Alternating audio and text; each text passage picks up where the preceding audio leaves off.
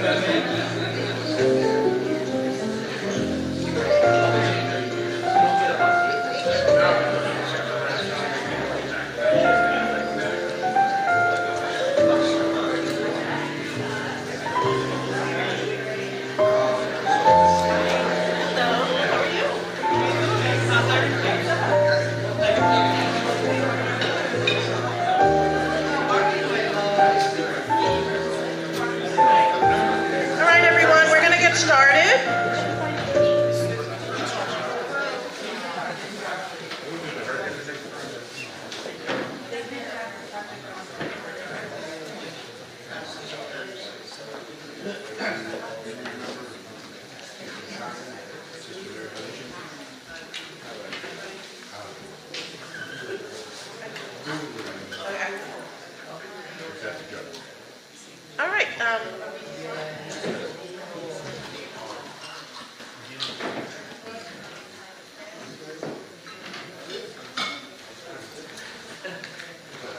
Okay, good evening, everyone. Welcome to our December 17th board meeting and public hearing. I'd like to welcome everyone who's here today.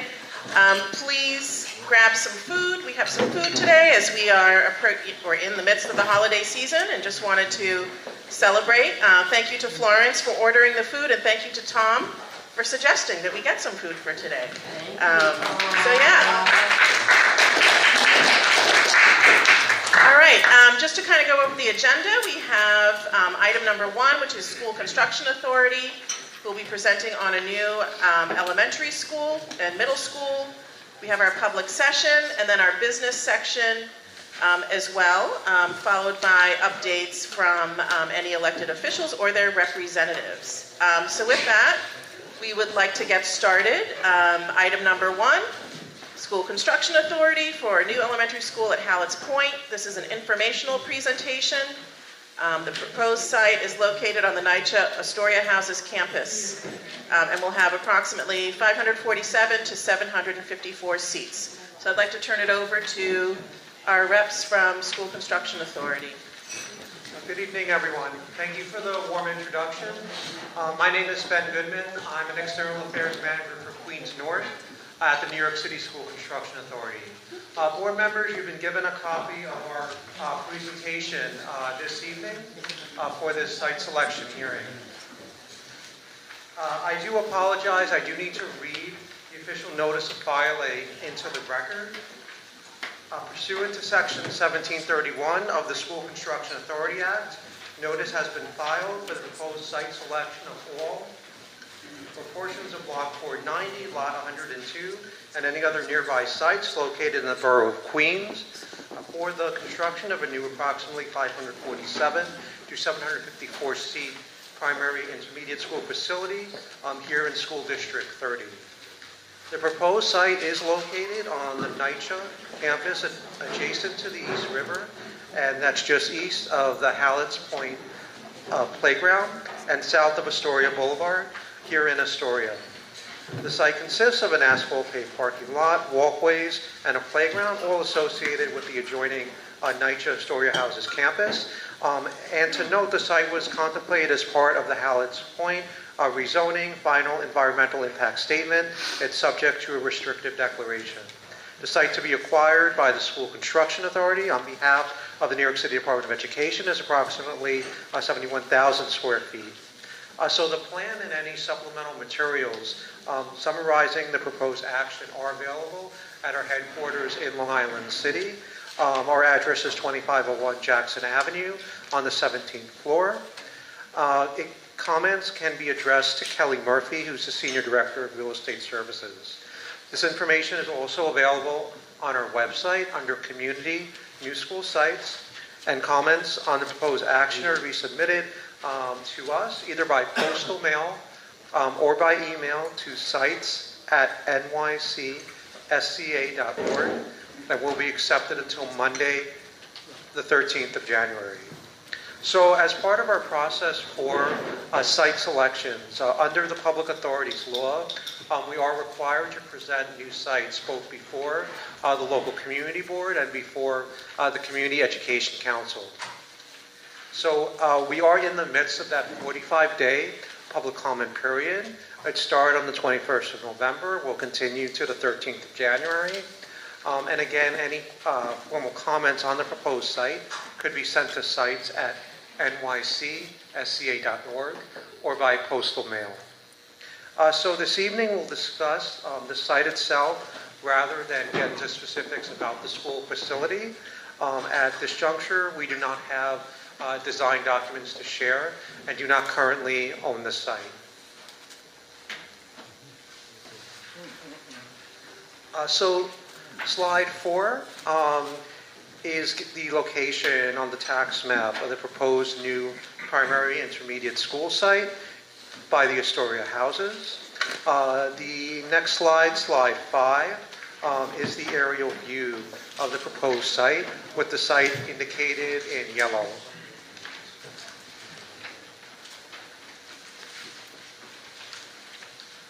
Slide 7 shows another view of the proposed site as it looks like today.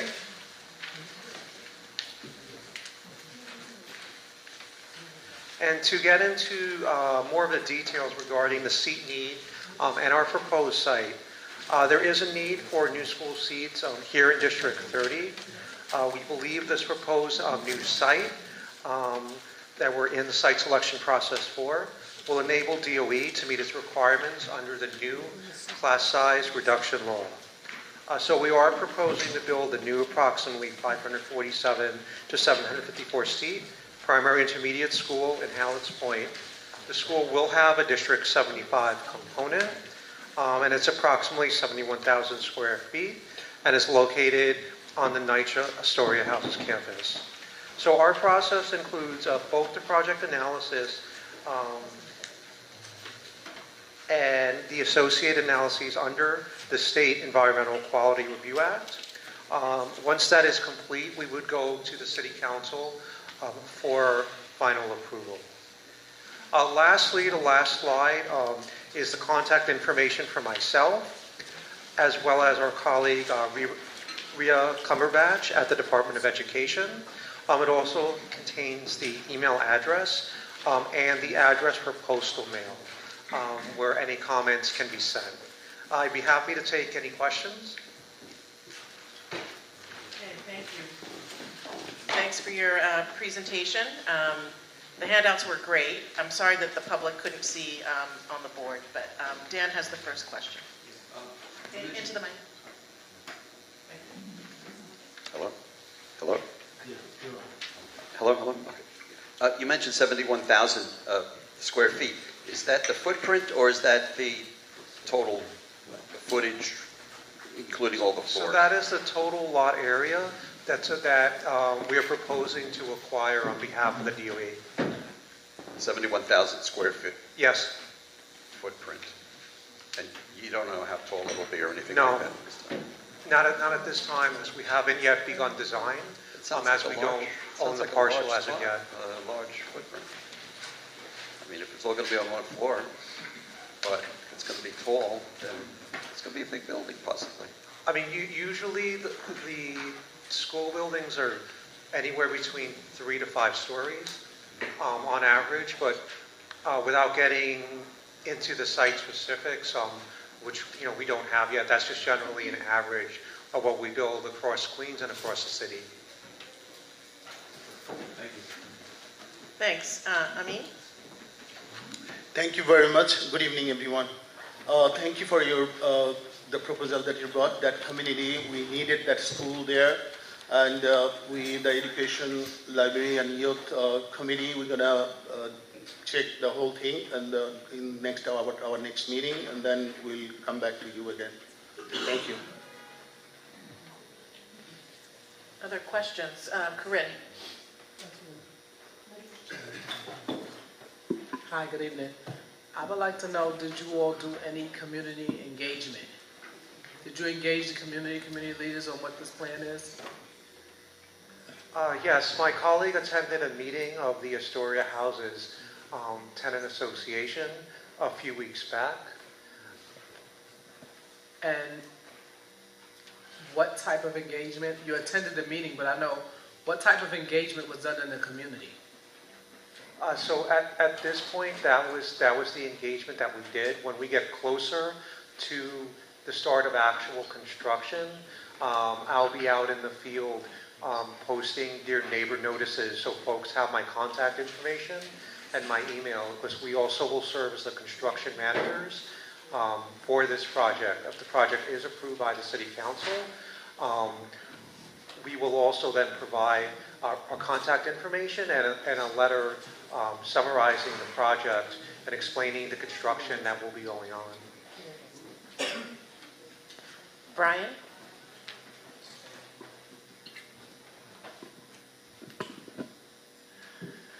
Hello, how are you? I'm sorry if I missed this part. I don't know if you mentioned anything about that cul-de-sac area here that you can see on the proposed aerial view. I know at the end of that there's like a walkway. Is that going to be opened up for like vehicular traffic to come out from that side as well? Because at this point I don't think there's any access. There's only one way in and one way out. It's congested as it is, especially with those new buildings going up on the Hallis Point area. Has there been any talk of opening up any sort of access for vehicular traffic to come in and out from the other side, from the back? That wouldn't be something that that would be an SCA's purview. That's opening up the street. I guess you'd have to speak with NYCHA and the Department of Transportation. Okay, Richard? Thank you. Just as a point on that subject, actually the original rezoning in 2010 did incorporate opening that hole up right up to First Street. It was going to be it's going to be a through fairway. And that's the rezoning back with Lincoln Equities, which is now the Durst Complex. It's separate from this, but that will be opened up. Thanks, Richard. Vanessa?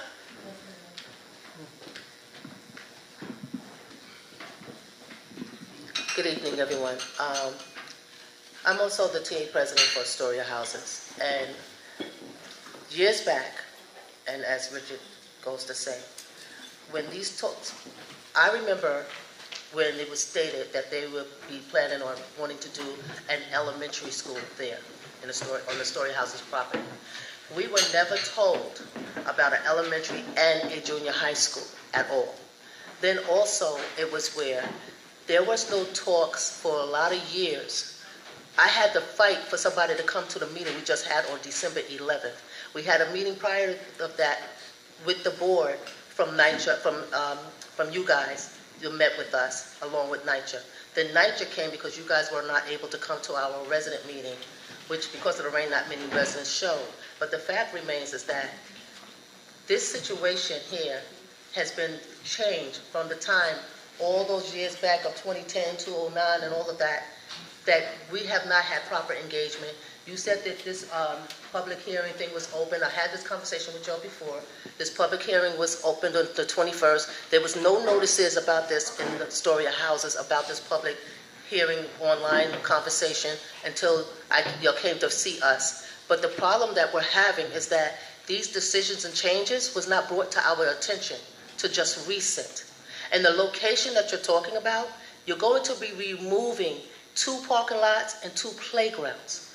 At the meeting on December 11th, NYCHA said at that last minute that they were going to seek where to replace those parking lots and playgrounds. There is no place to replace those parking lots and playgrounds. Also, those are paid parking lots, which parking is very scarce. When it was asked about opening the area more, it was talks about opening from one end of Astoria to the other end to have a plan of the street being opened up to go down the center of the community, which a lot of us was against at that time, all those years back. The disappointment is a lot of the residents are unaware what's about to happen to them. A lot of the residents are unaware of the massive construction that's going to take place and displace their parking and the playgrounds that's there. When we had also talked on December 11th and also on the week before that with you guys, that there's a lot right across the street, which is owned by the Parks Department, that has not been utilized since I was a kid. And it's a large enough space to cover exactly where you want to have the school at, directly across the street. And I feel that with the way this is happening, it's the area, if you're all going to my community and look for yourself, take a walk. Because that area is extremely small. It's not a large space. And it's going to be where you're going to have this big, huge building smack in the middle of other buildings that has very little space as it is and no parking whatsoever. So now, even when y'all came up with the design to do the school, which was supposed to be only an elementary, it's the fact that we were like, okay, great, we're going to have a new school in the neighborhood. But where was the great plan of making sure that the parking lots and the playgrounds were placed? That was not even in the plan. Because you're talking about you have no place to put those items, put those things back in the neighborhood. So the only way that's going to happen is if you remove other things away from us. We welcome the school. We don't welcome the way it's going down. We were not properly notified. I had to fight for you guys to come to speak with us. I am thankful that you did come, but it's unfair of what's going on in our community. First it started with Lincoln Equities, and I have to say to you all, and I'm going to be very honest because I'm sick of this, because y'all didn't give a god darn about us for a lot of years. Let's keep this real now. Come on, enough is enough. And when it came down, and once again, I told the people from your organization, it's unfortunate that you're going to reap the brunt of the complaints when it's not your fault. But the fact remains is that when Richard spoke and everybody else spoke about this, it's the fact that we did not been allowed to have our say properly. And when you made the changes, no one told us about these changes till just recently. And it's not fair to us. And we're tired of y'all thinking that we don't care about our community. The same thing happened when it came to the Hurricane Sandy. You're only coming now because it's equitably involved for y'all. It's economically sound for y'all. You didn't care about that ahead of time. I say this to you because of the fact that when you wanted to come and to do these things, you're not being honest of what you're doing. You're not telling us the truth. And then you think that we're supposed to accept immediately what's going on. That space is very small to put that huge school there. And then when it was asked to you about how big the building is going to be or how tall it is, you said it was going to be from K to 8. How big is that K to 8 supposed to be? Okay, Vanessa, can we let him respond? Yes. Yeah. So the parking that will be taken, as well as the playground, will be, NYCHA will be relocating that to another area on the Astoria Houses development. We don't have more details to share about the design of the new school, because we're not in design as of yet, and we don't have that information. As we don't own the property as of yet. Could you let us... My colleague from NYCHA is here, Great, if he is permitted to speak. absolutely. Hi everyone, good evening. My name is Justin Lamorella. I'm the Deputy Director of Community Planning at NYCHA's Real Estate Development Department. We've been working with Ms. Jones-Hall and the TA board over the last couple of weeks on this. And happy to answer any questions, but this is really something that, at least I'll speak for myself and for my department, is new to us to really learn about what happened over a decade ago. It feeds many of the people who we work with, and as we are continuing to understand all of the different agreements that occurred over a decade ago, we have committed to the Astoria Houses residents that we want to continue to update them on a regular basis. And further, when it comes to things like where are we going to relocate the playgrounds or the parking spaces, the documents from 2013 are very clear that all the parking must be replaced, space for space. The playgrounds must be replaced, and any utility work must be done to accommodate the school. So, we're going to continue to work with the Astoria Houses TA board and the residents on coming up with a plan for those things that meets their needs, and make sure that our sister agencies like SCA and DOE and others come to the table as well to work with them. Thank you. Do you have each other's contact information? Okay, great. All right. So you're saying that going forward, there'll be more proactive updates, engagement with the Residents Association at Astoria Houses. Yes. We know you inherited the project, right? It was the zoning was passed a long time ago. So, okay, great. That would be important to keep that communication open. Thank you. Any other questions? Okay, Kathleen, and then is that Brian down there? Yeah. Well, of course, I'm in favor of a brand new state-of-the-art school for the kids in the neighborhood. And before I go any further, it will be a neighborhood school, not a magnet or a specialty school. So that information would be, or the actual programming and the theme and the type of school will be decided by the Department of Education.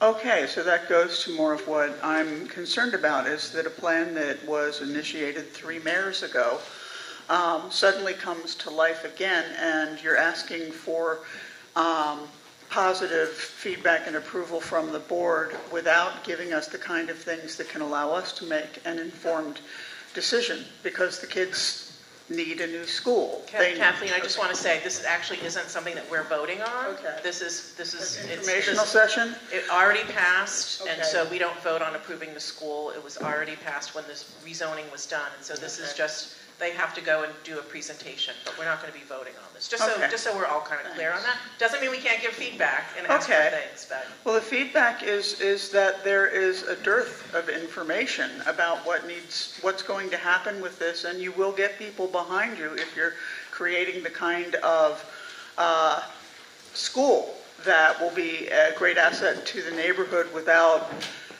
putting a burden onto the already existing facilities that are there, like the playgrounds and the parking lot. So as far as I'm concerned, the more information and the more specific information you can get out to the community, particularly Astoria houses, the better.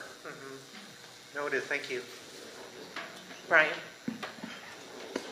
I mean, my question might be water under the bridge at this point, but I wanted to know if there was any research that identified this location to be an ideal situation for a school to come. Like, what kind of research was done? Sure. So this was actually the location that was given to us back in 2013 by NYCHA as part of the Howlett's Point rezoning for the specific site location. However, we do see enrollment trends and need for compliance with the state's new class size reduction law across District 30. Any other questions or comments from the board? No? Okay, thank you very much for coming to present. I hope you will keep us informed about how this is progressing, and we can have good, robust public engagement. Will do. Thank you. Okay, next we have our public session where members of the public are invited to speak, limited to up to 2 minutes per speaker or less. If you wanted to come and speak, just please step up to the podium and make sure that you sign in and write legibly. Thank you. I'm left-handed, so the pen is not stretching across, but I think you all know who I am. Speak right into the mic, Neil, so we can hear you. Thank you. All right. Today I'm going to discuss something a little different than Whiteyford Field. I'm going to talk about restaurants, which many of you know I love and attend to. There was a report put out by the Astoria Homeowners Association a couple of weeks ago, which I attended. It was highly inaccurate, and I will even say somewhat irresponsible. It was picked up by a member of the press in the Astoria Post who had only been here about 6 months and so didn't really know what was going on. Now, let me tell you a little bit about myself.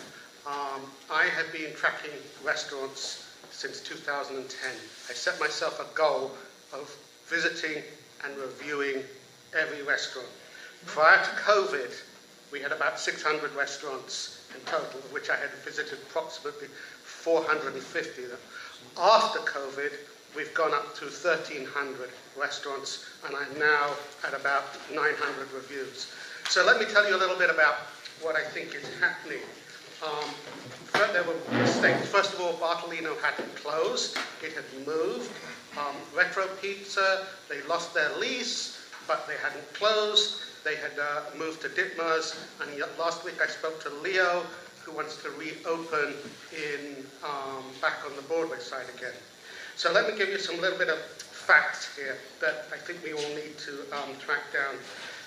Many restaurants closed because their establishments got run down, either Associated, Pizza Palace, and Mike's Diner. They were absolute disgrace. Today, I found out Maguli, the oldest pastry shop in Astoria, got closed down for health violations, including smoking of tobacco in a food area. Doesn't really surprise me. The establishment has been pretty poor for the last few months. Dining patterns have changed. Most of the restaurants now are empty. When I say empty, you'll see a few people sitting in I'm sorry, time's up. Time's up. Oh. Sorry. That quick? All right. It is, yeah. I'll We send have the the clock here transcript for in. people to look. Thank you. Thank you.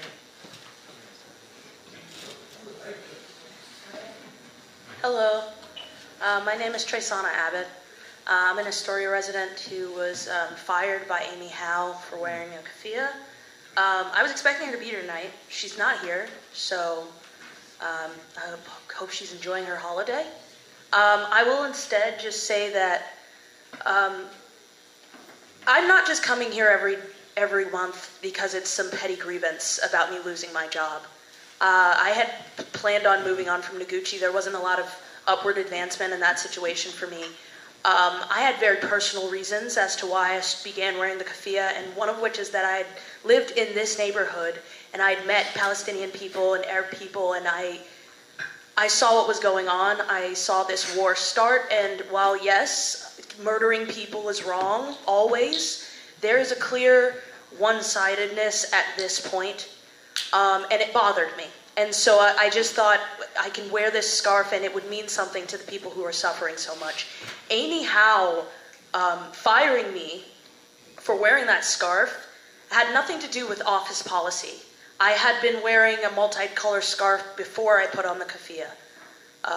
And so I'm going to keep coming here, and maybe Amy is done showing up to these meetings, but she still holds power on this board, and so I will continue to show up until she is officially removed, because I do not think that someone who would bend to whatever forces that be should be holding a position of leadership in this community. She did not, I know for a fact that she was not hard-lined about this issue. She was one way or the other for a while. And she unfortunately decided to end the working lives of 4 people over this. She had the same choice I did. At some point, do this or lose your job. And I chose my morals. Okay, thank you and free Palestine. Thank you. Okay. Anyone else?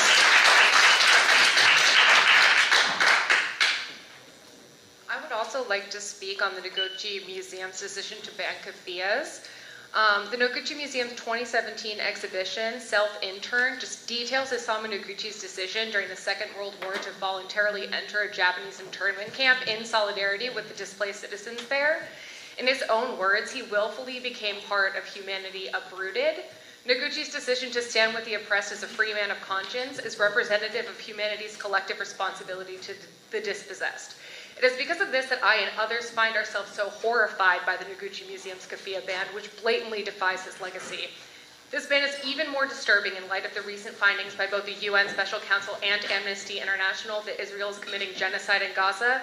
The international community agrees that we are watching a genocide unfold before our eyes, and the keffiyeh is a symbol of resistance against that genocide, in which Israel has killed over 200,000 people, including 17,000 children, in which Israel has set dogs loose in hospitals to ravage people seeking medical care, in which Israel has deliberately assassinated Palestinian writers and artists charged with safeguarding their cultural history, which is why both the ICJ and the ICC have called for its leaders to be arrested and tried in The Hague. The Noguchi Museum has responded to this disturbing news by relegating anti-war artifacts to private spaces when Noguchi himself was in fact a prolific creator of public anti-war art. On August 6, 1945, the U.S. dropped an atomic bomb on the Shin-Ohashi Bridge in Hiroshima, killing hundreds of thousands of innocent people. In its place, Noguchi designed the Nishihiwa Bridge to emulate the bow of a ship, representing the heart's journey back to God. Once again, American bombs are killing hundreds of thousands of innocent people, and we are once again complicit as our hearts go home to God. Those who are charged with safeguarding Noguchi's legacy have chosen to align themselves with a state that has dropped 25,000 tons of explosives on the Gaza Strip since October 7th, equivalent of 2 nuclear bombs. I second her motion for the removal of Amy Howe from the community board in light of this information. Would you please say your name? Sorry. Did you sign in? Okay. What's your name? All right. No applause, please. We just kind of need to keep order in the meeting. So thank you. All right. Anyone else? Any other matters to bring up? Yeah. Hello, everyone. I just wanted to introduce myself. I'm Officer Wanzer. I've been a Community Affairs Officer for about a month and a half now. So be nice to me. But I have been in Astoria 17 years. I love it here. Anything I can do to help, just reach out to me. I have a great relationship with Florence and the team. Yeah, I just wanted to introduce myself to you. Could you just, for those who aren't familiar with the Community Affairs Officer, just what your role is and what you do? Everything. In the beginning, I thought it was more like working with businesses and maybe homeowners that have specific issues, just trying to, work with everyone to see how we can help each other out. But it's a little bit of everything, from the nightlife to schools, planning youth events, Christmas parties, any problems in the community, whether it be blocked driveway, problems with your neighbor,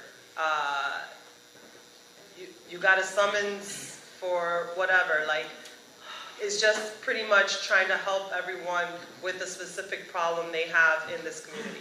Okay, and what's the best way for people to reach you? If you guys want to take down my office number, we check voicemails every single day. We have 3 people as community affairs, so someone's always in. 718-626-9327. Again, 718-626-9327. And my email is Rosemary, ROSEMARY .Wanzer, WANZ as in zebra, ER, at nypd.org. Thank you guys. Thank you so much. Sure. It's 718-626-9327. Thank you. Thank you very much. Excuse me, board members, when we have somebody up on the mic, we all try to keep it down so that we can hear them, because we can't hear them back here from your conversations. Thank you. Thank you, Tyrone. Okay. Hey, can you hear me? Okay. I'm not doing this on behalf of a public official. This is me. My name's Claire. I live in Sunnyside. I wanted to talk really quickly about Astoria Park. I think I wanted to ask the board also for a letter of support for putting lights at the skateboard park section of Astoria Park.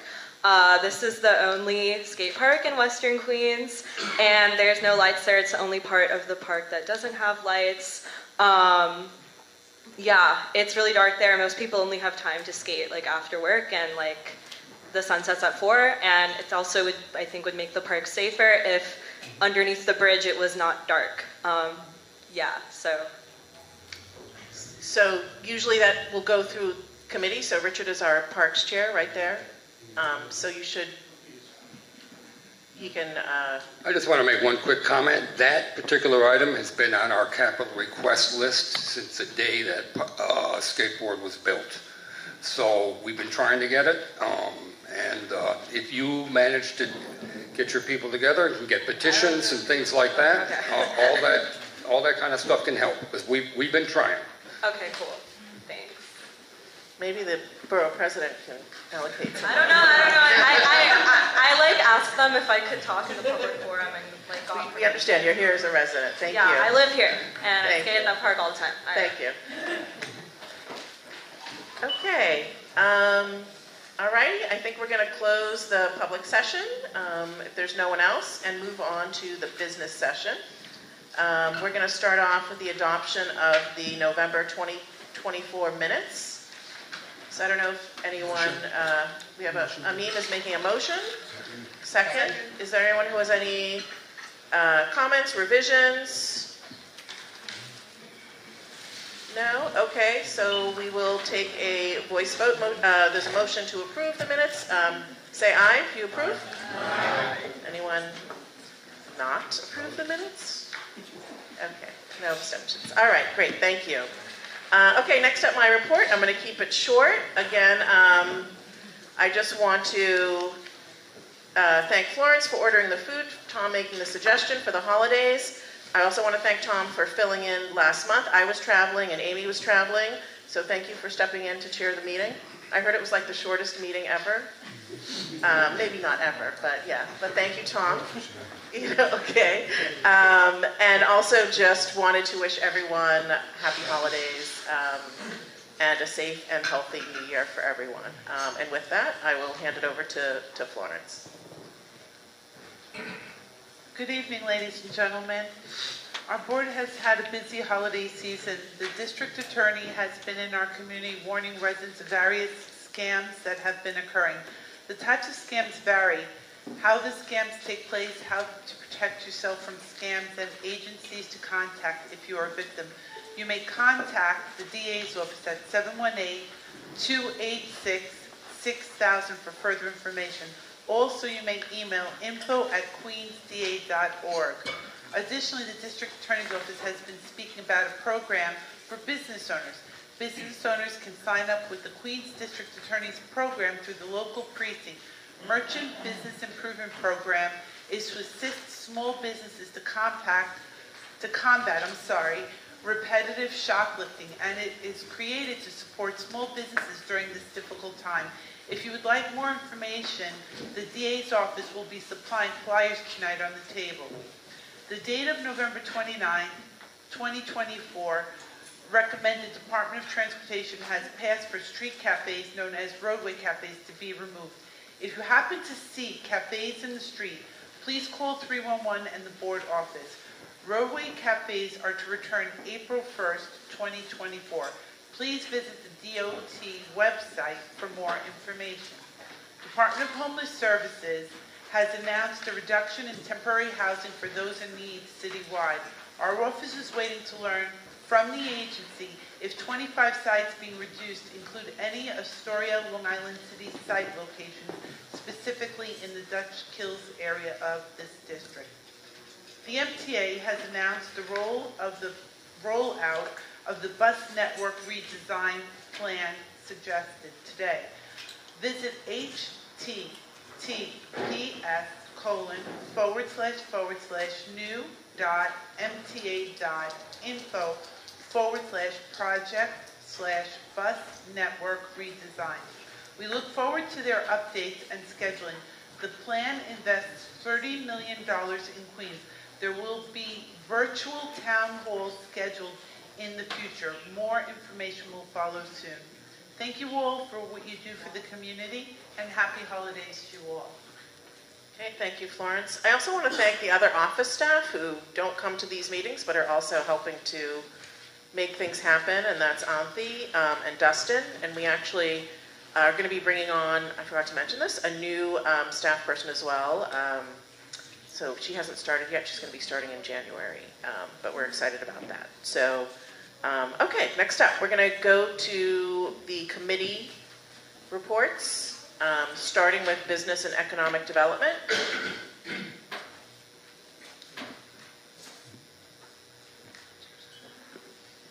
Thank you, everybody. I as well am going to keep it short.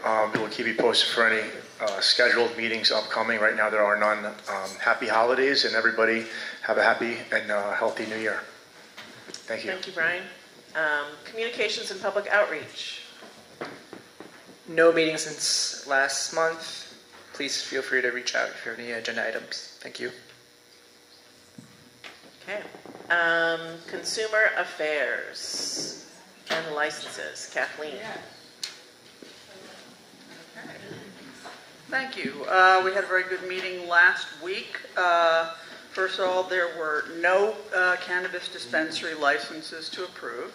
Then when we are doing the dining out applications, everyone who had applied showed up. They were all fairly long-time Astoria businesses that know what they're doing with roadside dining and agreed to participate in and follow the regulations set by the city, including the taking down of outdoor sheds. I think that you've probably seen a lot of the outdoor sheds went away recently because there is to be no roadway dining from November to April. So we had good feedback from everybody who had applied.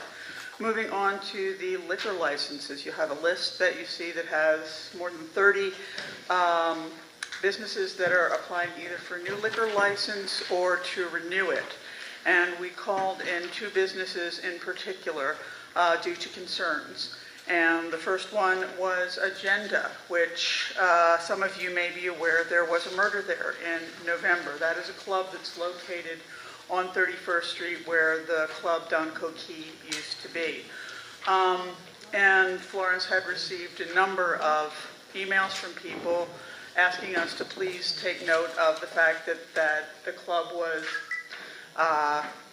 creating a lot of noise and really being a drag on the neighborhood with late closings and fights and noise. And we had an anecdotal story of their valet staff attempting to extort a member of the public for $40 to park on a public sidewalk. So we had the owners in, and we asked them about what had happened and what they were planning to do. And I would say as a committee, we found their response less than adequate. So they weren't really planning to, they couldn't give us any specific changes that they were planning to make. And in fact, they denied some things that we knew that they were actually doing, such as third-party promoters booking this space and things like that. So in particular for agenda, the committee felt like their liquor license was not one we would recommend that it not be reviewed by the SLA because they are a bad neighbor and consistent pattern of public disturbance, police response, including many 311 and 911 calls. So that was the first of the public, of the clubs that we brought in. The second one was Soleto. Soleto, they were doing business as under another name until the last couple of years. They also did have a murder on their premises. That was 3 years ago. Their management said that they were very interested in cleaning up their act. They have been regularly meeting with the police at the 114th and plan on bringing in more security and more to be more responsive. And they said that in terms of the kind of club that they want to be. They want to continue operating and they want to have less of a sort of other borough party type kind of club. So we asked them and they agreed to write an affidavit with some initial stipulations, because as you know, everybody who gets a liquor license in the area does sign stipulations which are about their conduct. So we've asked them for the additional stipulations of meeting regularly with the 114th and continuing to follow up on the plans that they have said that they would do to make their business more welcome in the neighborhood. So, to summarize, the folks that are on the list for the liquor licenses, we will recommend that you vote that they either be granted the licenses or be renewed, with two exceptions. One is agenda. We do not recommend that their liquor license be renewed. And with Soleto, it's yes with stipulations, and we will send in a letter to the State Liquor Authority regarding this and how basically we are keeping an eye on them. So that's a very quick thumbnail sketch of a meeting that had a great deal of participation and a lot of people contributing. Okay. So do you want to start with the dining out? Do you want to? Yes, I would suggest that we recommend for the approval of the dining out applications for the businesses that are listed on your list. There are 6 of them, actually. A couple of them have 2 applications put in, one for roadway dining, one for sidewalk dining. I believe that all of these will be following the rules and regulations from the Department of Transportation in their outdoor dining and their roadway dining. So, can we get a call for a vote for approval of that? Is that what I should be doing? We need now? a motion. A motion, yes. And we we need a need it motion. to be seconded, and then have discussion if people have any Okay. questions. Can we get a motion to? Motion to approve? Yes, Thanks, this Doreen. is the outdoor dining licenses only. Okay, Doreen has made a motion to approve. Second. Jean Marie, second. Okay, any questions, discussions about the dining out applications? No? Okay, all in favor? To approve? Anyone opposed? Any abstentions? Okay, thank you. Motion carries. Approval of all the dining out applications. Okay. So now moving on to the liquor license applications. Would probably be easier to ask for a motion to approve the applications as is, except for agenda and Soleto, if I could get that motion. So moved. That was Rod. Rod, thank you, Rod. Second was that Juliet? Juliet? Okay, any questions, discussion about any of the liquor applications except for agenda and Soleto? We're going to be voting on everything else for approval. One thing I noticed that a lot of these are places that are restaurants that serve beer and wine. They're not clubs, they're not bars, they're just restaurants that offer alcohol. Okay, if there's no discussion, okay, all in favor to approve? Aye. Anyone opposed? One opposed? Any abstentions? Just one. Abstention, what I said. Oh, you oppose. Okay, Yes. 2 abstentions. Thank you. All right. Okay, next. Okay, now I'd like a motion that the board not approve of the renewal of the license of the club agenda.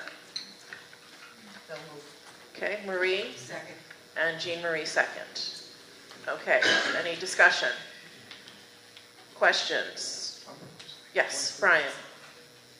Into the mic, if you don't mind. Oh, sure.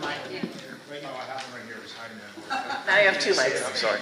I'm sorry. What was the reason for, I'm just unfamiliar with agenda. What was I know the location based on the address, but I can't picture it. I'm just concerned with what was the actual issue with the place.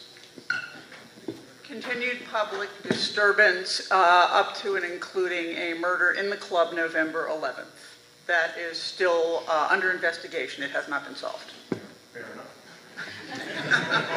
Anyone else who was at the committee meeting, because we did get the police report in terms of the number of 911 calls, number of 311 calls, the types of calls that came in regarding, not just disturbances, but also like fights and robbery. There was a bunch of things that happened. I don't remember exactly, but Yeah, I and don't the know. community did send in a number of very specific emails with problems with the club that they all pretty much, they covered the same topics. Jean Marie, question, Yes. comment? I'm on the board and I also was in attendance of the meeting. They were very vague when being questioned and also about how they prepare to improve their business to be more, adaptable to our community. And they didn't really give satisfactory answers. So that's the reason why most of the board felt that they don't deserve to be renewed. You're welcome. Any other questions or comments? In addition to the 911 and 311, a lot of people did write into the board office as well about. Tom, do you have call to question? Okay, I think we're ready. All right, so the motion is to recommend that the liquor license for agenda not be renewed by SLA. Okay. All right, so all in favor? Aye. Anyone opposed? Abstentions? 2. Got it. Thank you. All right, and last. Soleto, a motion to recommend that Soleto be given their renewal of their liquor license with stipulations, including a letter from us here at the board about the specific steps that they're going to take to improve. This is, so in addition to the affidavit? Yes, well, in addition to the affidavit, Florence knows what goes on, so Florence can summarize the feedback that we gave them, what they told us they were willing to do. I would like to get that documented because they said that they would be making real changes and gave specific steps. So I'd like that to be memorialized. Right, I think she was just, we know it's in the affidavit, she's also saying a letter, just. Yeah, to go along with it that explains the additional affidavit. Okay. All right, So the motion is to send a recommendation that we approve it, however, sending a letter that addresses the concerns and the items that are mentioned in the affidavit as part of that, which is, one of it was get security for the parking lot across the street, attend the 114th meetings that they have regarding kind of nightclubs. I don't know, Kathleen, if there was another piece on that affidavit as well. Well, it was not just attend the meetings, but to stay in touch specifically with the 114th, which they said they've been doing on a regular basis over the last several months. Okay. So, yes. Well, are you making a motion? If you want to make a motion, then we can discuss. Discussion. So, we're going to make the motion first. Sorry. It's okay. Motion to discuss. No, motion to...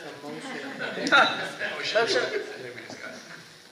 Someone has to, I make a motion. Thank you, Frank. Okay, and second, Andreas. Okay, now we can discuss. Yes, Dominic. Hi, everyone. Kathleen, is there a way that if we vote yes, and how, is there any way to stop them if they don't sign the stipulations after we put this in motion today to say recommendation to renew with stipulations? Should we possibly see the stipulation signed and then say Okay, well, they recommend to have renew? sent an affidavit into the board office with the additional stipulations. Is that correct, Florence? Yes. Okay. And they signed it and sent it in. And then in addition, we do have the regular set of stipulations that every business that wants to have a liquor license signs and submits when they apply for a new license or a renewal. Well, no, just when they get their initial, Okay, so they when they did get sign it. stipulations in 2022 when they first got their license. Mhm. So they did already sign stipulations back then. These are, now they signed an affidavit with these other items that they need to follow. Yes. Yeah, whether they're attached firmly, I'm just saying, they signed stipulations 2 years ago, and now they're signing an affidavit saying that they're going to follow these steps that we described. So. And they signed it? They signed it 2 years ago, and they signed it now. The current one, yeah. Florence, you received the current additional affidavit, correct? So stipulations signed by any entity become attached permanently as long as they're open for business. They must abide by the stipulations. You give the stipulations once and only once, unless the business fails and opens as a new entity. When we get an affidavit, it is legally bound by being notarized, and it is also attached permanently to their license. So they're abiding by this, and state is fully aware of it. It's a permanent hook on their license. And did you get that? Yes. Okay, so is there any more discussion about this, about Soleto's renewal of their liquor license? Okay, we've had a motion and a second and discussion, so shall we call the vote? We're going to call a vote? Okay. All in favor of recommending renewal of the liquor license for Soleto, provided that they follow the stipulations and also the items that were outlined in the affidavit that they signed. That's the motion on the table. So, all in favor say aye. Aye. Anyone opposed? Aye. Me? Okay, any abstentions? 2. Okay, so 2 opposed, 2 abstentions. Thank you. Okay, anything else, Kathleen? That is it. Thank you, everyone who participated in the committee meeting, and thanks for everybody's quick response tonight.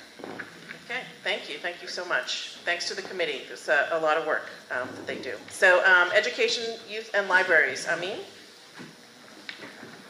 Good evening, everyone. Happy holidays.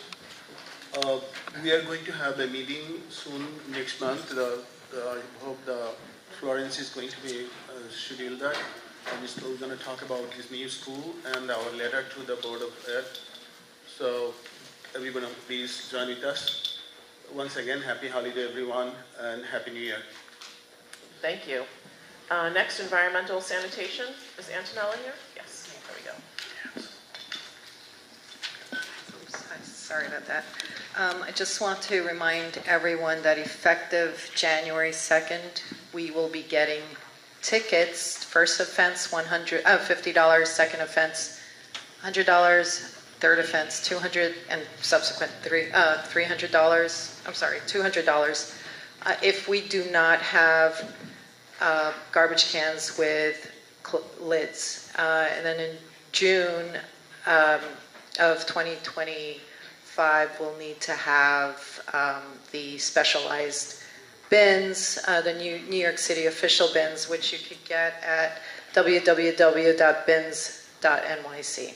Happy holidays, everyone. And okay, Rich just said Home Depot as well. All right, bye. Okay, thank you.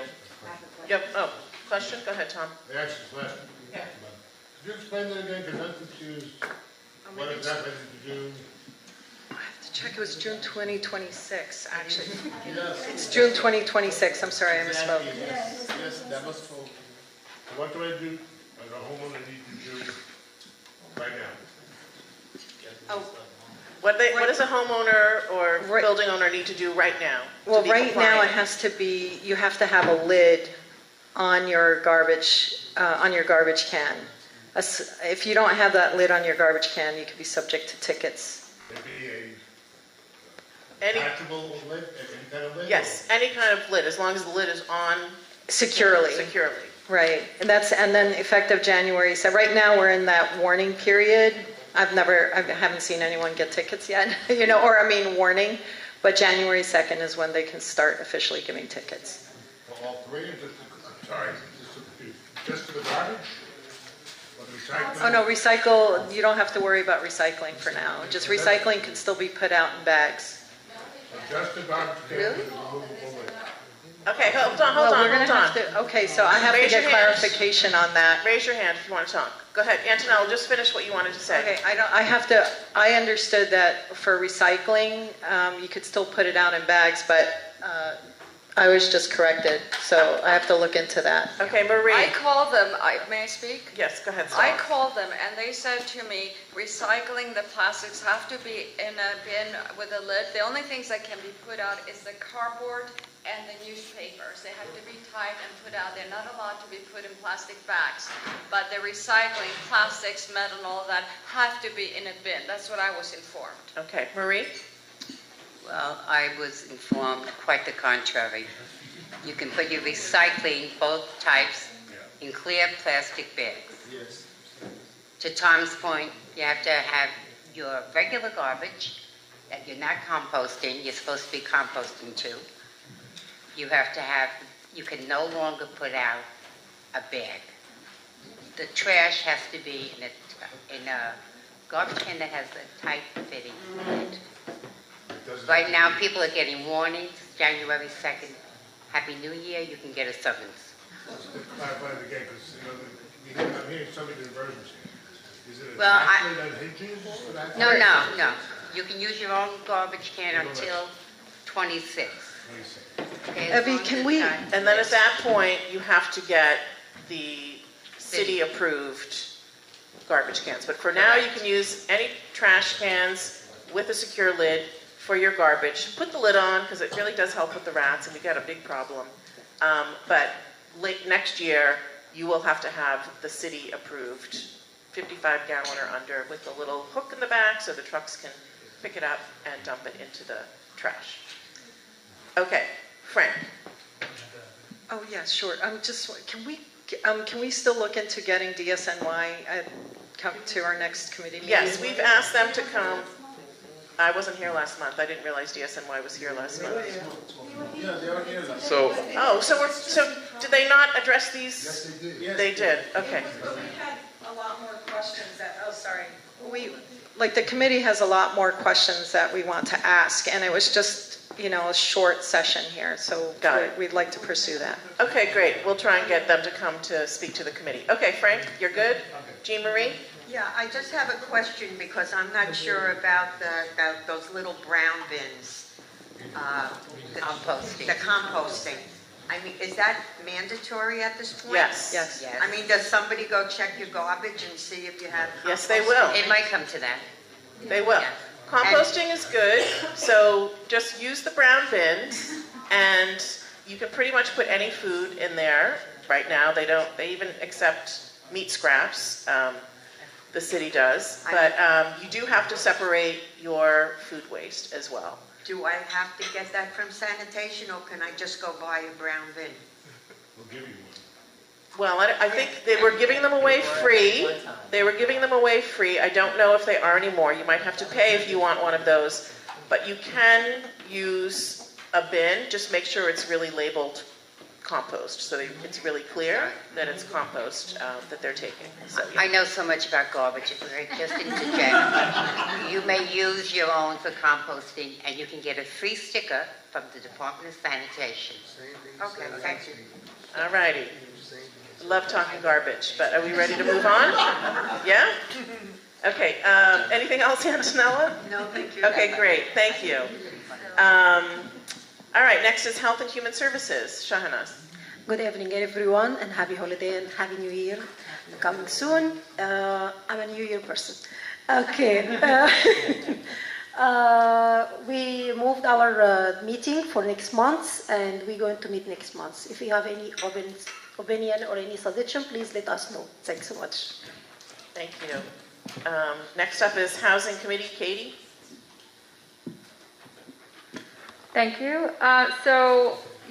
Everyone should know that the City of Yes plan passed the City Council. So hopefully that will mean more housing units rolling out for us, whether or not you agree with it.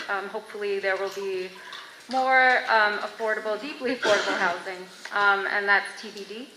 Last month we talked about our committee meeting where the committee did not agree with the plan for an additional family shelter near Queensbridge houses. So we drafted a letter that unfortunately due to illness I could not get into the office until today, and I believe it's in your packet, and that Vanessa and I worked on that together. So that's in the packet. That will go to, correct me if I'm wrong, Evie and Florence, the BRC team, Department of Homeless Services, is that right? And then Vanessa and I will work with the board office on our next meeting. Technically, it's scheduled for January. But if we don't have, and collectively we'll speak as a committee, but if we don't have anything for January, then hopefully we'll be able to do something for February. But I just wanted to thank my committee and my vice chair for working with me. It's an honor to serve with all of you, and I wish everyone, the best time and the best of health in the new year. Thank you. Okay, thank you. Next is land use and zoning. Go ahead. Well, my understanding was the board already voted to approve the letter last meeting, correct? So we don't vote on it again. Sorry, I wasn't here. I don't think we did, because we didn't have the letter, so we couldn't vote. I thought there was a vote taken. No.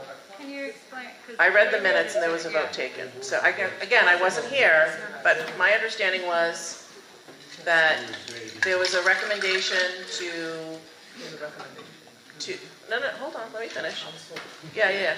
To provide a letter, and that the reasons were stated, right?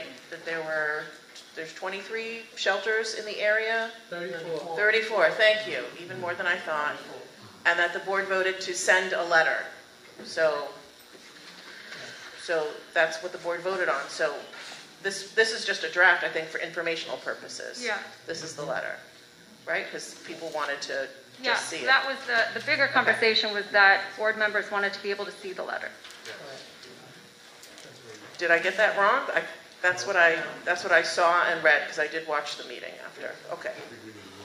Okay. What? I think the ruling was made that a letter that it was fine. Right? Yes. Okay, so we're good. All right. Nothing. I just want to make sure, because I'm here, it seems like people are confused, so I don't really know what happened other than what I saw. Right. So people just wanted to see the letter. Yeah. So everyone got the letter today. Okay. Yeah. So you can, my preference, and I've said this to committee members, is that I think it's always good for people to see the letter before we vote on anything. If it's a draft, even if it's just like basic bullets, I think that's always good. But the board could still vote to just send a letter with here's the basic things that are going to go in it, and then the letter gets drafted after. To me, I prefer the first thing. So, but it was voted on, so it's good. Okay? Any questions on that? Okay. Okay, so is there anything else, Katie, or is that it? That's all. Okay. Thank you. All right, so we're going on to land use and zoning now. Okay, this is time for you to talk, to tell me what you thought about, and tell us what you thought about the comments you had on the proposal by the SCA and the school. I think a valid issue that came up was the length of the street, access itself, but you said that was being remapped. Richard said it was being remapped so that it will be a through street. It will no longer be a cul-de-sac. So it's not an issue at this point. Frankly, I don't know what we're responding to. Let me just put it that way. This is the developer of Hallett's Point is because of the development it has at Hallett's Point, there is a commitment to mitigate the number of students that will be coming into the area and joining the other overcrowding situation in Western Queens. So there is a school that's necessary to be built. And there's no question that it has to be built. It has been, this is the area that was designated, I understand, in the large-scale development plan that was approved back in 2015. So that is the site where it's supposed to be. The problem I have with responding to SCA at this point in time is the fact that we don't know what's going to go on in that particular building. It was originally supposed to be an elementary school. Now they're talking about it being a joint school with children who have high needs. Perhaps there may be traffic issues that were not evaluated back then concerning that. I find it a little interesting that there is this wide range of seats that are being provided, from approximately 500 to 750 seats. Don't understand that. That's a large school. There are so many unanswered questions, and I think their request for us to respond is premature. But what can be told to them is that they have not done the requisite outreach to the community. Vanessa talks about the fact that most of the residents in Astoria houses are not aware of this project coming down the line. There are legitimate questions that need to be answered with respect to the relocation of the playgrounds and the parking areas for the residents. If this was in the restrictive declaration that says that it has to be relocated on site, then we have to know where this is going to be on site. There's so much that is not, that just isn't there. The information just isn't there. So we need a little help. First of all, do we want to comment at this point in time?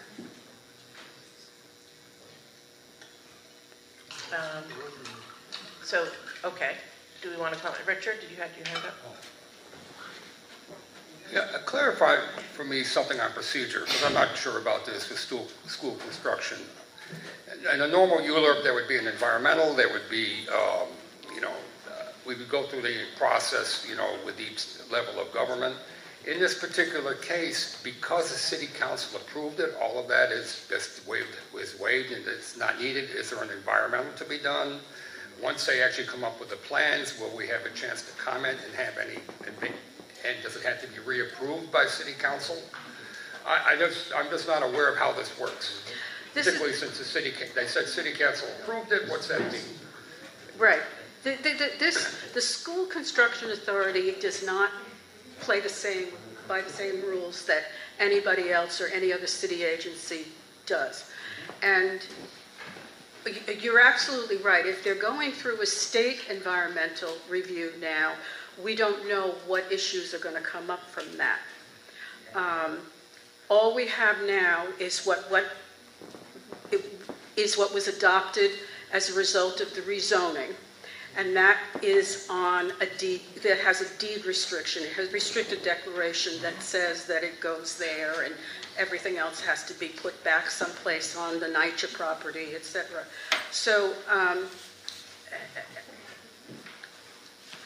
I guess we can ask these questions. We can say that these are the issues we're dealing with. And we want more openness.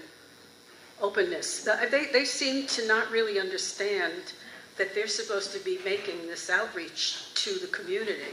You know, it seems like it was the first time they've ever done anything like that. You know, so the point is, are we going to make a comment, and what comments are we going to make to the SCA? Yeah, so this isn't a ULURP.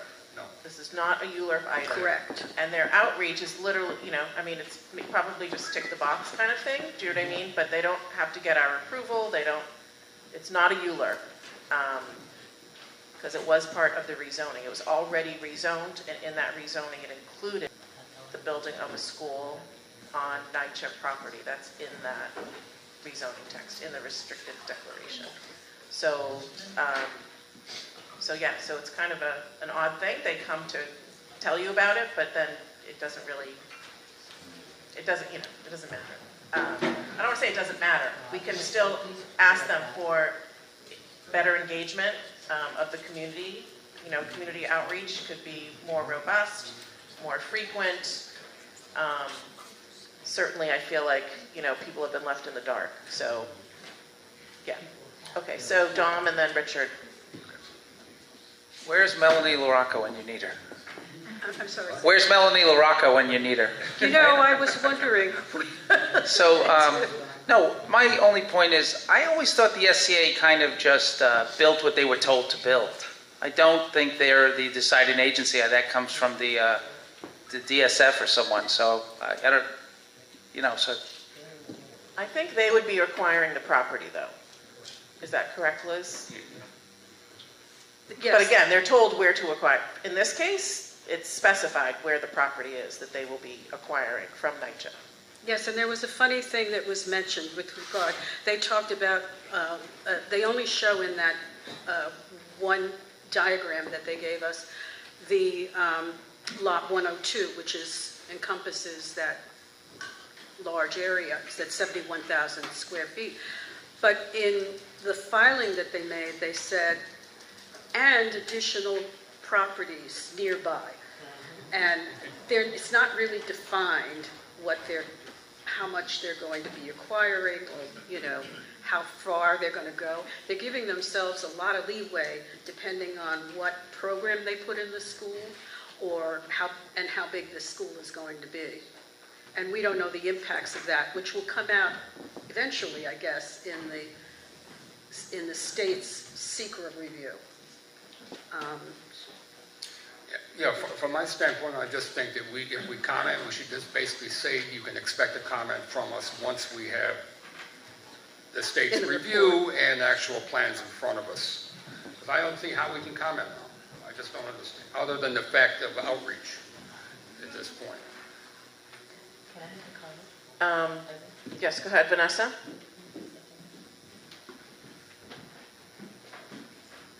When the talk started, it was just for the elementary. It just recently was told to us about it being a joint school of elementary from K to 8. When they met with us with just the executive board, it was talked about the school. They did tell us about it's going to be state of the arts and everything, and they told us the massive part of the property they were going to take. The part of the property they're going to take is in a small area of a lot of property being taken. But also when they came on December 11th to meet with some of our community residents, it's also not only did they state that they're going to put the school there, they also mentioned how they're going to put an apartment building in that same location. So that's why I'm also upset, because they did not show that to y'all. So this is why we're really upset about, if you're going to put this, they adding something extra, which we were told about it in elementary school. It was supposed to be, this was proposed, yes, because of the zoning. But then now all of a sudden, after all these years and nothing was said to us, now it's elementary/junior high, along with an apartment building that Durst is going to put in that same exact location. So this is why I'm upset, because we're being put in the dark about what's going on because of the rezoning and then they're talking about the relocations. To me, with school authority, but not even blaming them so much, it's the people who was at the talks of those tables. The fact is that when you had that being said, you did not mention at all, when you decided this bright idea to bring the school, The bright idea left out where you're going to put those parking lots in the playgrounds. They did not at all decide, along with this decision, how that was going to be. They're trying to figure it out now. That's why we're upset, because you're not being honest of what's going on. You're not being forthright with what's being done to us. And it's a major impact. And if you, once again, like I asked, take a walk in our neighborhood and you will see the location. How can that be? Take a look in our neighborhood, take a walk there, and you will see there's no way they can replace those parking lots, no way they can replace those playgrounds. It's just taken. And these are the things that was upsetting, is because all those years gone by, we were asking in the past 2 years what's going on, and we've been ignored. Thanks to the help with Evie, as well as others who was involved, trying to get them to come to the table to speak to me, because I was being ignored, saying, I remember when we had these talks of the possibilities, but no one was saying anything concrete. My disappointment with the school authority tonight was, according to what the meetings we had, they already had an idea of what the school was going to look like. They did not mention that tonight. And I felt that there was a lot of things that were not properly stated this evening. Okay, I'm going to hand it back to Liz. Why? Because it's your committee report. So, Look, I just think that we have to be more diligent. This has to be one of the topics that we follow up on and pay attention to, so that it doesn't slip back into, well, we're the state, we don't really have to do anything, outreach, etc. I think we have to also, probably be more in touch with our council representative in the area to make sure that she's aware that this is going on. I'm sure she does, but to let the community express their issues. Yeah, and this rezoning was 2010, 2 council members ago.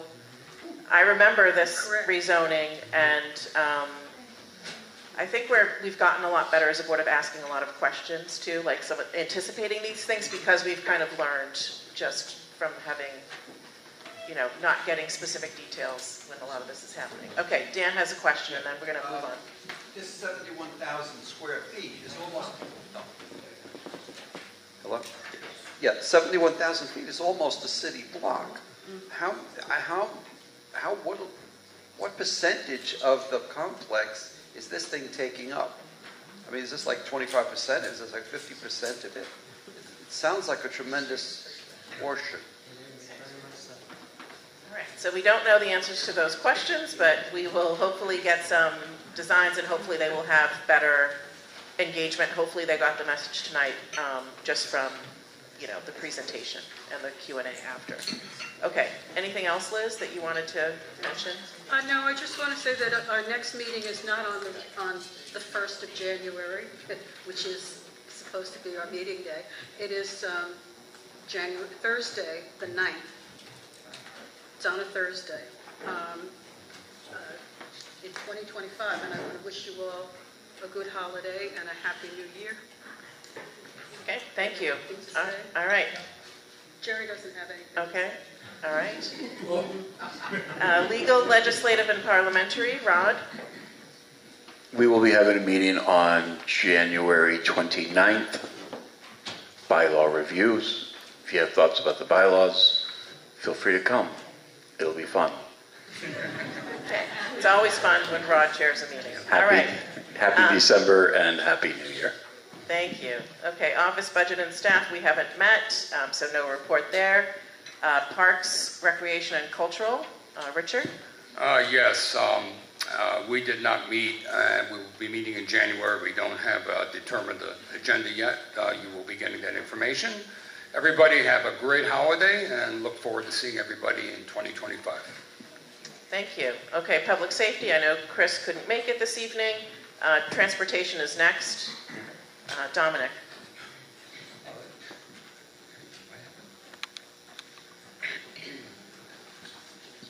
Oh. Yep. Hi, everybody. Sorry, I wrote something, actually. So yesterday we had a well-attended meeting. Last night at a joint meeting between Public Safety and Transportation Committee, our main guest was Police Officer Tovar from the 114 Community Affairs. Oh, she's gone.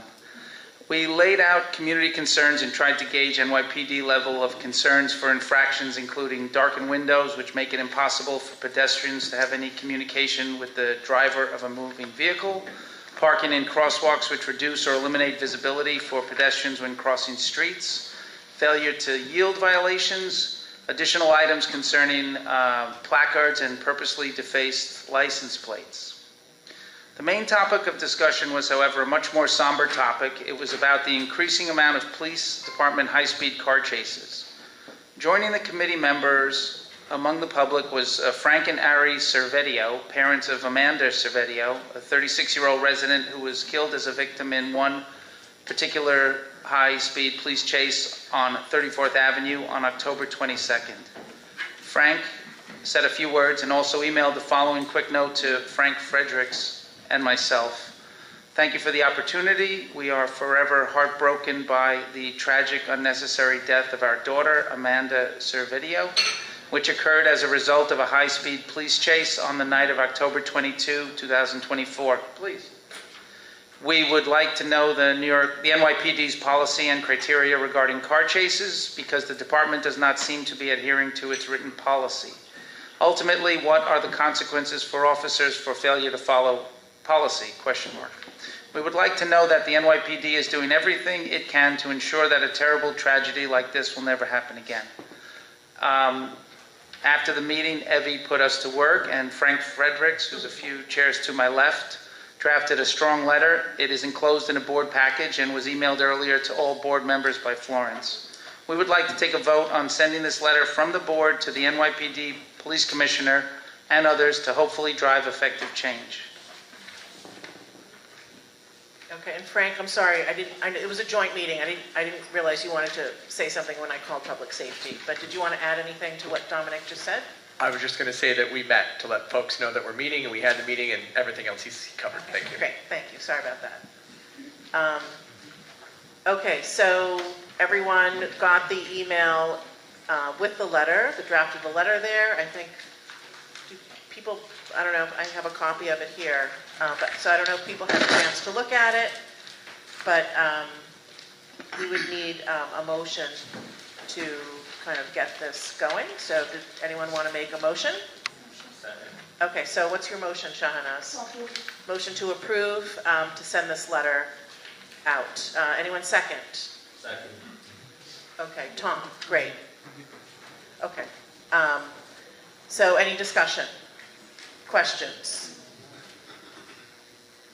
Tom, into the mic, please.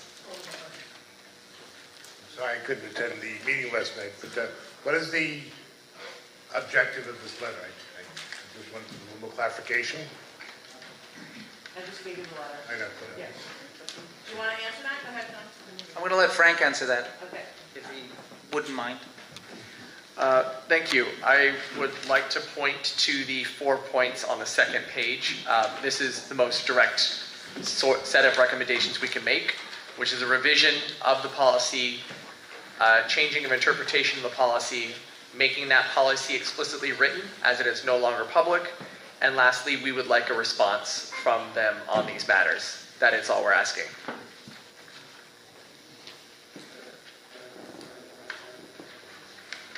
Any other questions, comments? Dom, sorry. That's right, I have glasses. Tom, just in response to Tom, I was told we're not going to read the letter because it was the procedure was to put it in the packet, so please don't think I was purposely vague and not reading more of the points of the letter, Tom. No, I just want to know this is a very serious subject. The reason why I'm crying is always two sides of the story, not so much as tragedy, but curtailing the police's response to their activity. I know this is horrible, but I guess my question is, how do we ensure that the police can do their job at the same time, provide as much safety as they can at the same time? Because we seem to have a current policy of, just like, I'm not going to say lawlessness, but encouraging criminals to act without what they're doing, so that was just my comment. Okay, do you want to address that? I'd like to let Kian address that. Okay, Kian. Yeah, so I think all we're really asking for here is for them to adhere to their own written policy. Like, we're not even necessarily trying to like change the rules of the engagement here. Their own rules are simply that they will chase only if the threat to the general public is not as great as the threat of letting said criminal go. Most cases, that's going to connote a violent offense. So for instance, someone commits a violent offense, if they think that that person getting away is going to have another violent offense and hurt other people in the process, possibly worth chasing, right? I think it's circumstantial.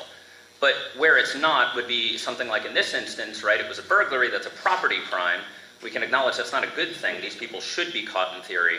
But it comes fundamentally down to whether we should enact that chase with the threat to the general public. So again, that is their own policy. That's what they say. And that's where we're simply asking them to hold to account, right? To hold back to that policy and simply say no amount of chases, and we're really calling for the reduction or even elimination of unnecessary chases within the district. Point of information, if I may. Yes, go ahead. Thank you so much. Just the one thing I want to highlight is we are also asking for revision of the policy. Yes, sir. So that is included on here. But to the question, the reason why it's coming back is police chases are up in our district 4.7 times.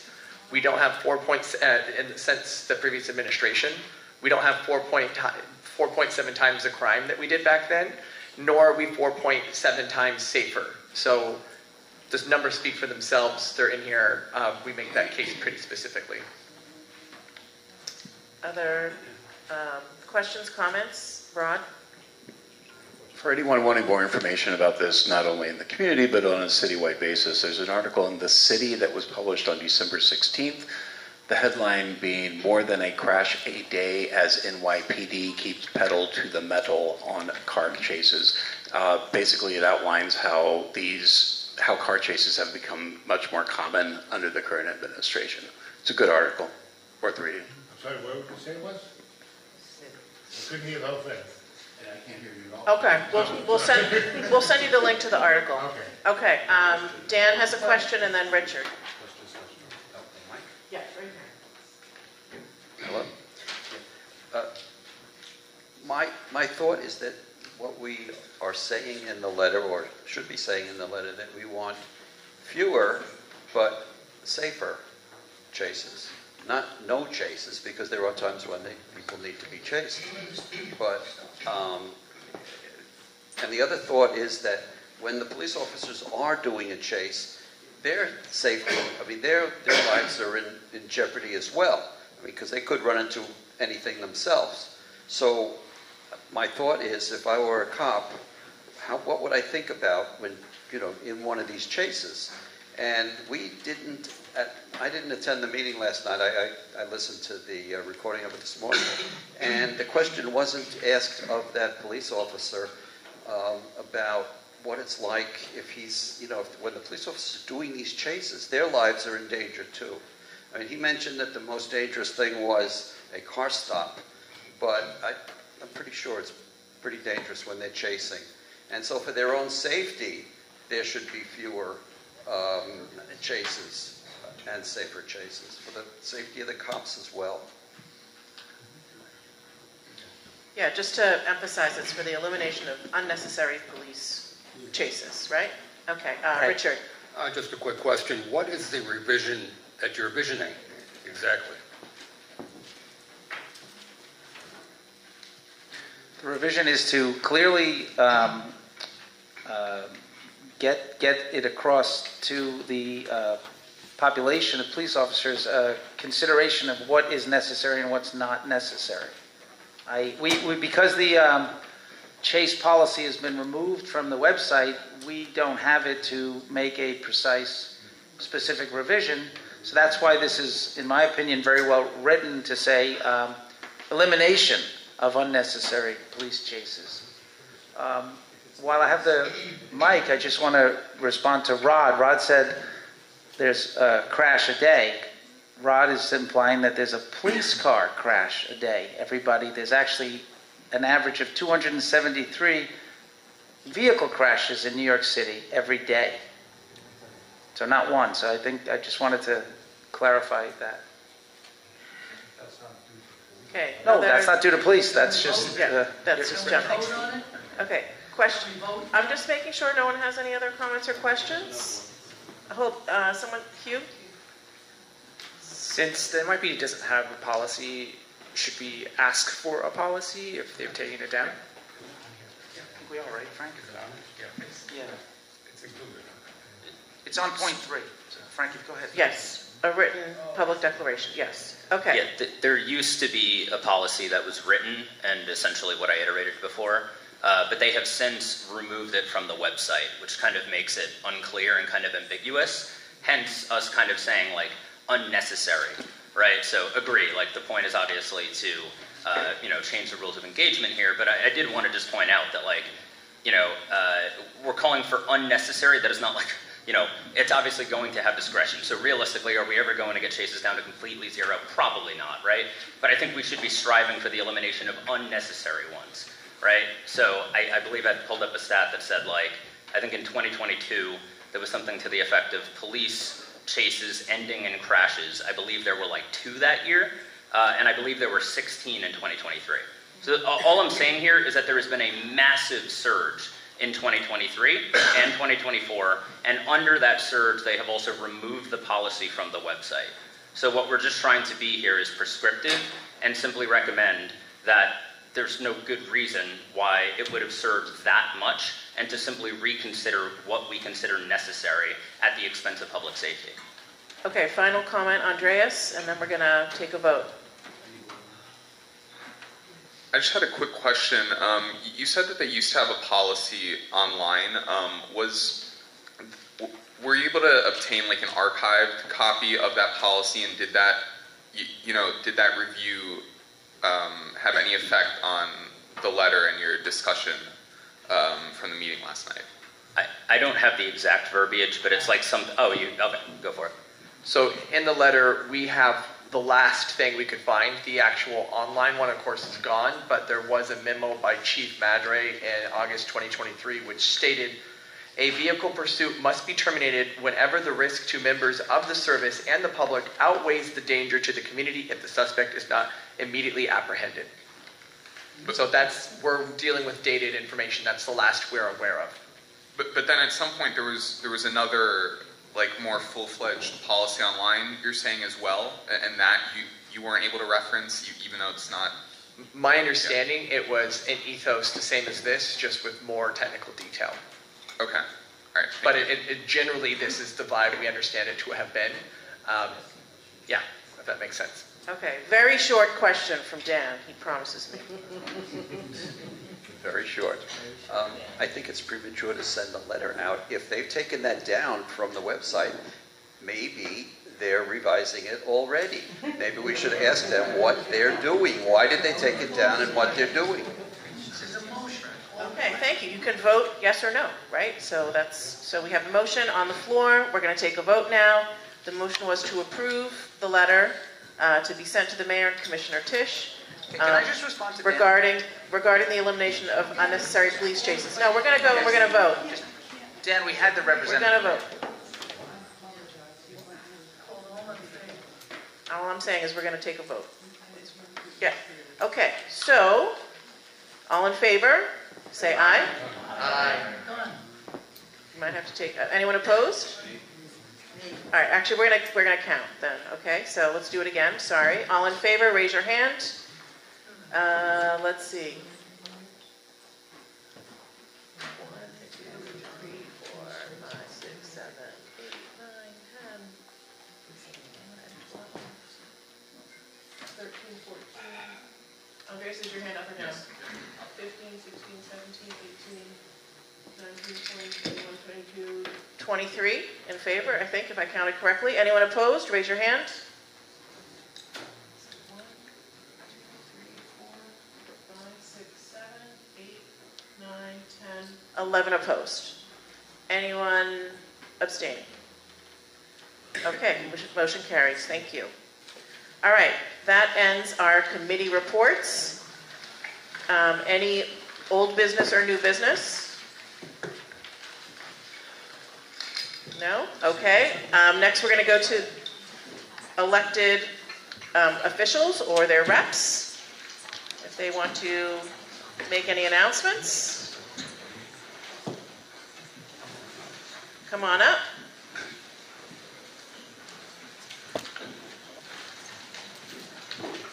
Good afternoon, everyone. Ooh, happy December. End of the year is almost here. Yay. It's been a long year.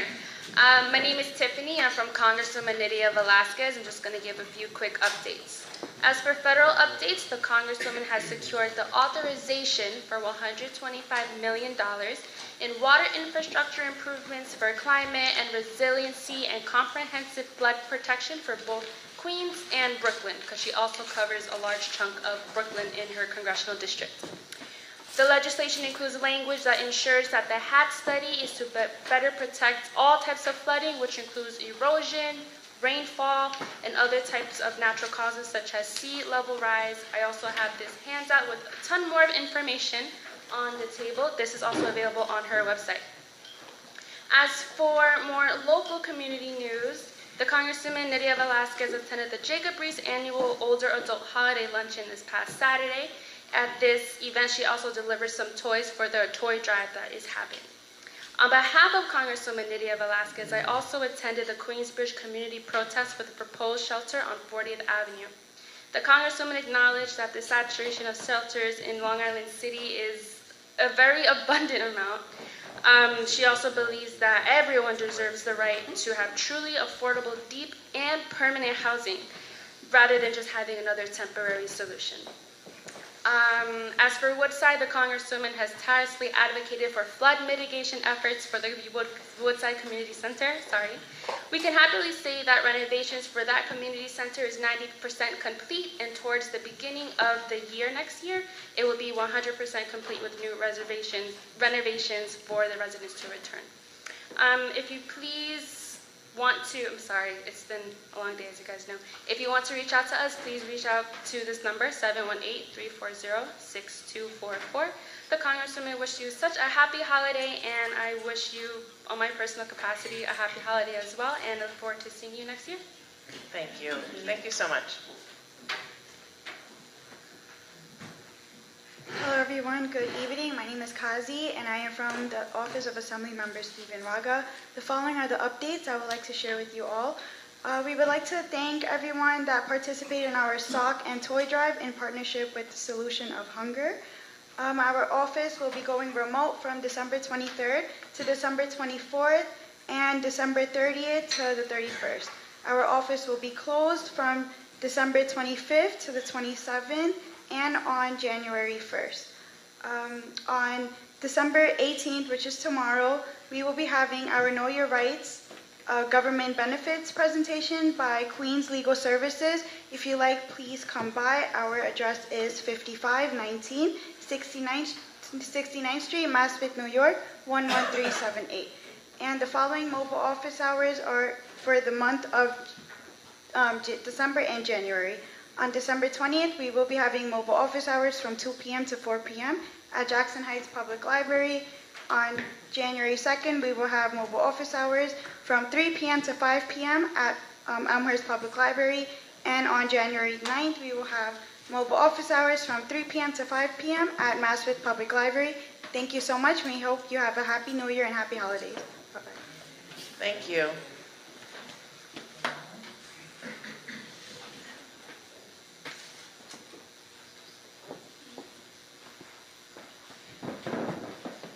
Hi everyone, I'm Tessa from Councilmember Caban's office. Start with our legislative updates. We had a hearing on our gender pay equity bill, which requires large employers to provide data on pay disparities within the workforce. This bill would make New York City a national leader in enforcing pay equity and would put it on par with European countries. We're introducing a bill as well to require DSS to supply receipts for applicants who are applying for social services programs, as well as a resolution condemning the Trump administration for attacking democracy. We're also working on a bill to create an Office of Cooperative Economics in New York City. terms of our district updates, I put the flyers over there. We're having a consumer utility clinic. We're partnering with the Public Utility Law Project for a clinic that can help you understand your Con Edison bill, discover energy saving programs, and learn about assistance options like HEAP and the Energy Affordability Program. It's going to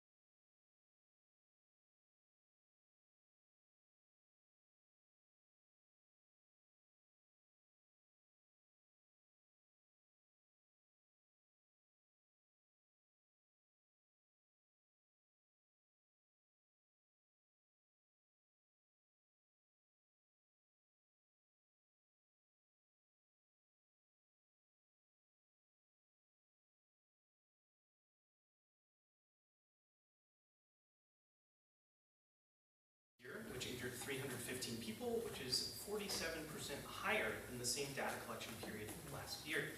Especially following the death of our neighbor Amanda Cervedio, who was killed, as mentioned, in October by a truck evading the police in a high-speed pursuit. Our office is continuing to be concerned about the prevalence of high-speed police chases. In addition, our office would like to remind everyone here that the federal authority for replacement of skimmed SNAP benefits ends this Friday. This means that you can no longer receive SNAP skimming replacement for theft that occurs after that date. New Yorkers using SNAP can still file claims to replace skimmed SNAP benefits after that date. However, claims must be filed within 30 days of learning that the benefits were skimmed or stolen, and the theft must have occurred on or before that date. Thank you. Happy holidays. Have a nice evening. Thank you. Hello, everyone. I'm with the Office of State Senator Kristen Gonzalez, providing a couple updates. This Thanksgiving holiday, in collaboration with community orgs, we gave away a total of 800 total turkeys in Stuytown, as well as in NYCHA Astoria, Queensbridge, Ravenswood, and Strauss houses. We also joined several Thanksgiving feasts and holiday events, including the Jacob Rees Fall Family Feast, Hannick's Thanksgiving Celebration, and Jacob Rees North Holiday Celebration. In preparation for the Christmas holiday, our office partnered with Woodside on Move, Fuller Houses, Ravenwoods Houses, Queensbridge Houses at the New York Irish Center's 2024 Toy Drive. More recently, our office also joined Brighter Bites to distribute food at PS 112Q. Congestion pricing goes into effect on January 5th to ensure the MTA receives the funding for necessary signal and accessibility upgrades, as well as help in New York's mission to reduce greenhouse gas emissions and cultivate safer and cleaner streets for all. Here's some quick facts about congestion pricing.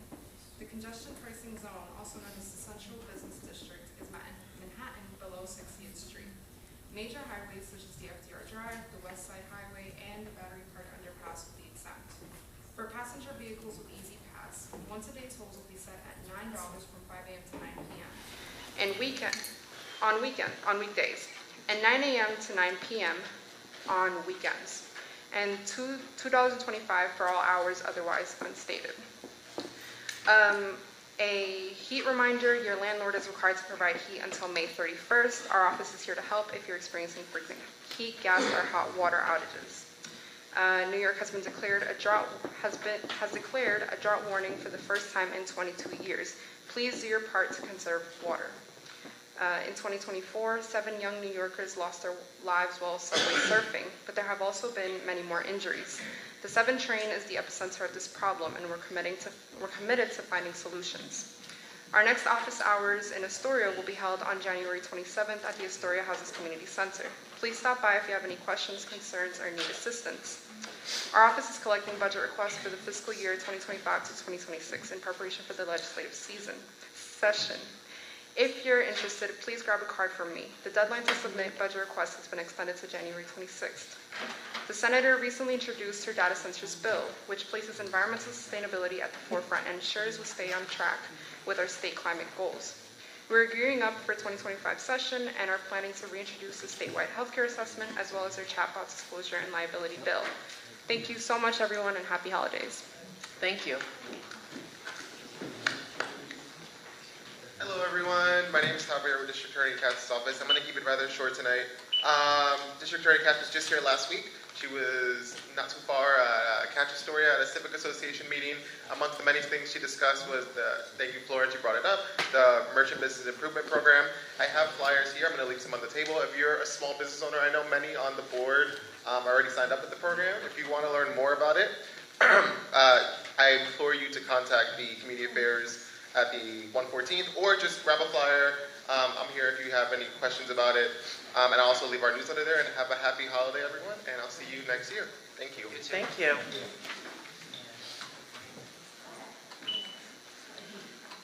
Okay, my name's Claire. Now I'm talking on behalf of Donovan Richards. The community board application is going to open on January 7th. We haven't announced it yet, but we're going to soon. Yeah, and I also want to highlight we're doing a coat drive right now. We're accepting new or gently used jackets, scarves, gloves, hats, thermals, and new socks. You can drop off donations at Queensborough Hall at the lobby between 9 to 5. You can also drop off donations at the offices of Assembly members Jessica Gonzalez Rojas or Catalina Cruz because we're partnering with them.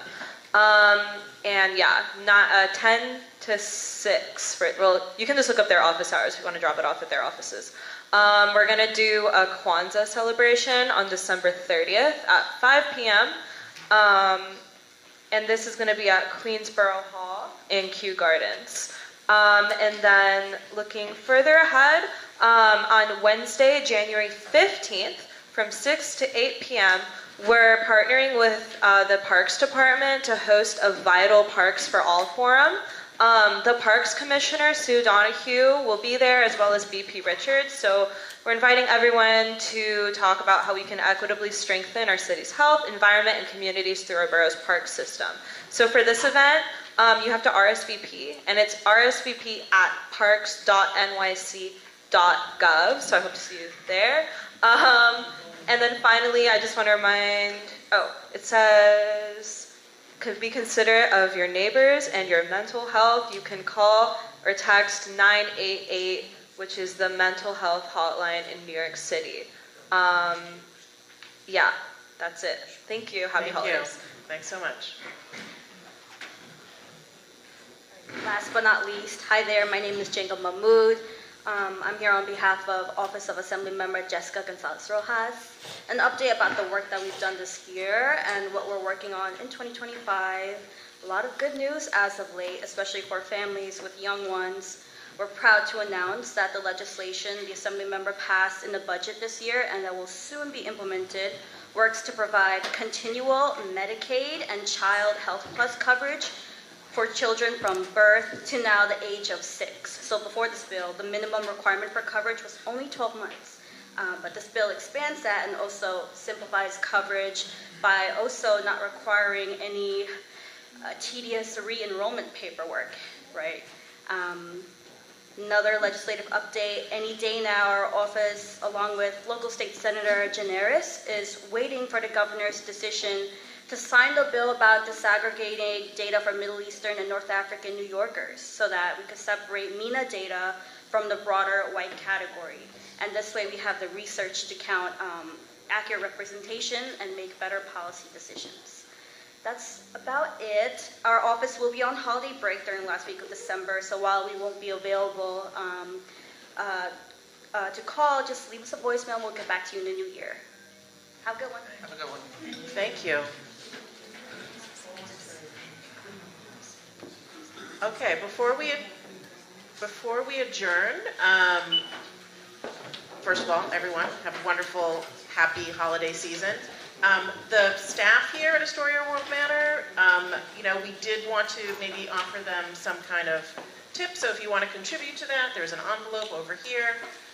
If not, no worry, but we'd like to just give them something in appreciation for all they do to set up and provide for us here at the board office. So with that, thank you for all your work this year in 2024, and here's to a wonderful 2025. Can I get a motion to adjourn? Don't all jump. But yeah, I don't even know if we need to, can I have a second? Okay, great. I think they're good. All in favor? Yes, we're good. All right, thank you. Have a good night. The envelope is going around. Please contribute if you can. Yeah, I watched the meeting earlier.